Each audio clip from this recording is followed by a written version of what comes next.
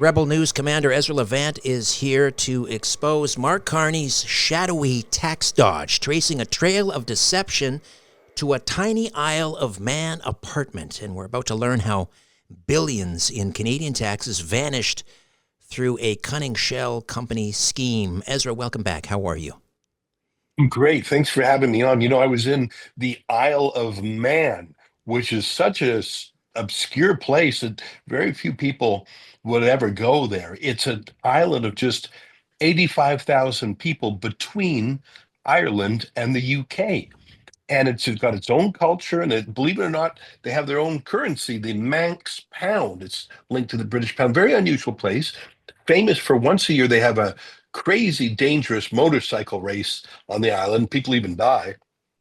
But other than that motorcycle race, they're known for one thing: money laundering, a tax haven. It's where billionaires go if they don't want to be taxed or regulated. For example, the world's largest online gambling sites are headquartered there to evade crackdowns. Now, I'm not saying any of this is illegal.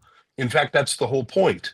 It is legal. In the Isle of Man, they have unique banking laws and tax laws that make it a superior place to base a business than Canada.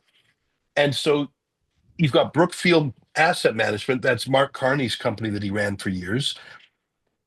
They actually have $1 trillion under management. And Wow. you can imagine if they shift corporate entities around and be based in the Isle of Man or Bermuda or the Cayman Islands or another one of these tax havens, that could save them billions of dollars. And again, I'm not saying it's illegal, but I'm saying it's a bit much for the man who would be prime minister to shelter his company using tricks. And I'll explain the tricks in a moment. Yeah. And then tell the rest of us, sorry, you got to pay the full Canadian tax load. Okay, so I have wonderful sponsors on this program, Rocklink Investment Partners. I am an investor in something called the Kokomo Fund, where the money is in the Cayman Islands. But I still pay taxes. I still have to report interest and so forth. The idea with that fund is to keep the money. Yes, it's offshore, but it's legal, and it's to prevent it, from the government from freezing my bank account. But we still have to report the income and pay the taxes. That's in the Cayman Islands. Mhm. That's available to investors. How does this tax dodge scheme work? Sure. I mean, first of all, I don't know all of it because one of the benefits of operating in the Cayman Islands is how they have an obscuring rather than a transparent approach to financial records. So let me give you an example. I heard that Brookfield was operating out of the Isle of Man.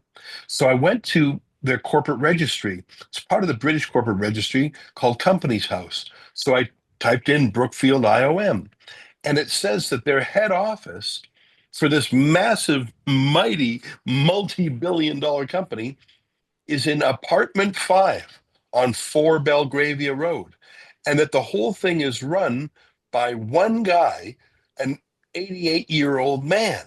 And he signed a document claiming that he is the decider, he's the boss, he's the owner. And I was thinking to myself, maybe, maybe there's an 88-year-old guy named Leslie Commons who is the sole boss of this mega billions company. Well, why don't I find out? So I fly to Dublin, then I get on a little plane and I fly to the Isle of Man. Then I get a taxi driver and we find number 4 Belgravia Road, and I go up and it's an apartment, and it's not a particular, I mean, it's a nice place, don't get me wrong, it's not a slum or anything, but it's a sort of small apartment. And I push the button on it says Brookfield. I mean, it really does say it. And he wasn't home. And so I was filming a little video, and someone from the apartment above opens the window and calls out to me and says, what are you doing? And I explain what I'm doing, and she says, "Oh, Mr. Commons, sure, he lives in Unit 5, and he's also our landlord." So he sounds like he's a friendly grandpa. He's 88, and I'll tell you what's going on here. He's a beard. Yeah, yeah, exactly. Or what they more typically call a straw man. Okay. And a lot of people in the Isle of Man make their money this way. So a big billionaire company says, we need someone to open our mail and to be the quote straw man partner, director, owner, operator, so that we can swear that it's true that we really have a head office in the Isle of Man and it really is run by an Isle of Man citizen. And so if we pay our taxes there, because let me tell you a little bit about the taxes in Isle of Man. And I mean, it really sounds like a great place to be rich. No inheritance tax, no capital gains tax, no wealth tax. There is an income tax for personal income, 22%, but it caps at a maximum of £200,000. Now, that's a fair amount of money for most of us. Mm. But for gazillionaires, that's nothing. And the corporate tax, by the way, depending on a few factors, can be as low as 10%. So it really is. But the real thing is that you can pay your worldwide taxes there. So you can be a company operating all over the world, but you pay your taxes in the Isle of Man, and it's kept secret. I wanted to know who Mr. Commons was, and I found out not by meeting him, but by meeting his tenant, that he's just a friendly grandpa who, I mean, he is not running Brookfield ION. He's just not. And I guess what I'm saying is, again, I'm not alleging that laws were broken, although I know that different governments are suing, including the Canadian government. The CRA is actually suing Brookfield, saying indeed they did break the law. So I shouldn't be so quick to Mm. excuse Brookfield. But I mean, most Canadians don't have the wherewithal to find an address in the Cayman Islands, Bermuda, Isle of Man, hire a straw man, go through this legal paperwork. You got a barber shop, you're paying tax. You got a farm, you're paying tax. You got a restaurant, you're paying tax, and you're paying all of Mark Carney's taxes. And by the way, he was asked about this a few weeks ago by CTV when they discovered he did the same thing in Bermuda. I don't know Yeah. if you heard that story. Yes. Uh, he said his office was above a bicycle shop. Hmm. And you know what? Wouldn't it be fun if you and I could say that and say, no, no, no, no, I don't have to pay taxes here. I live in Bermuda. Well, we're talking about Brookfield Asset Management, the corporation, corporate taxes. What about his personal taxes? I don't think he's divulged where he pays his personal taxes. Is he Yeah, also? Does he have a straw man in the Isle of Man for that as well? it's a great question. Remember, he has three passports. He's got the Canadian passport, the British passport, which would allow him to operate on the Isle of Man, and the Irish passport. And Ireland has other tax preferences as well. So he has not told us a lot of basic biographical information. And in fact, I think I was running some ads on Saga 960 during the campaign, and one of them just asked basic biographical questions. When did he move back to Canada? Why does he have three passports? How come his wife is, he has a house in New York, his wife works in New York, his kids are on, has he even moved back?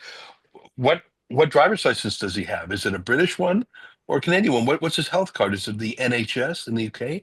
Or like, I don't even think he's been in Canada for a year. Last year, he was interrogated by lawyers at a congressional Yeah. committee, and one of the things he said was he was a resident of the United Kingdom. So that's just last April.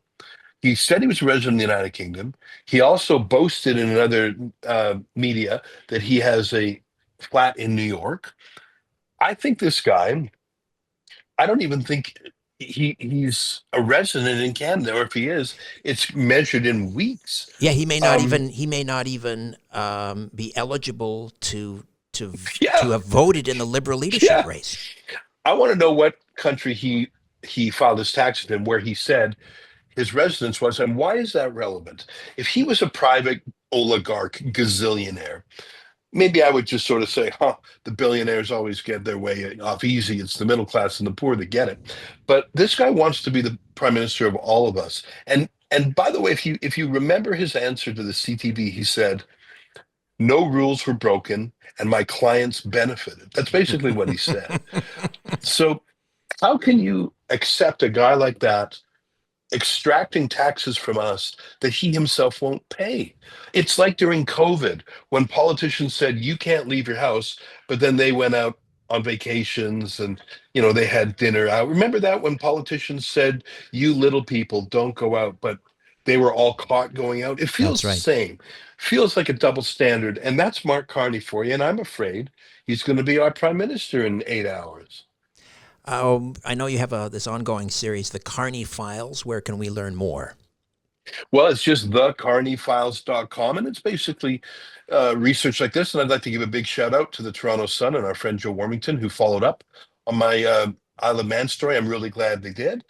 And it also, I mean, we're just citizen journalists. We don't have a huge budget. We crowdfunded our trip to the Isle of Man, which was pretty fun. I won't lie. I enjoyed going there. We were actually only on the ground for 5 hours.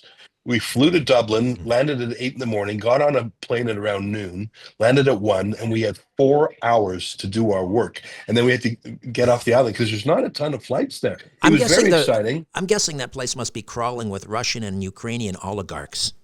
It is. And you're exactly right. And um, you know, I hate to say it, drugs Mm. and even weapons dealers.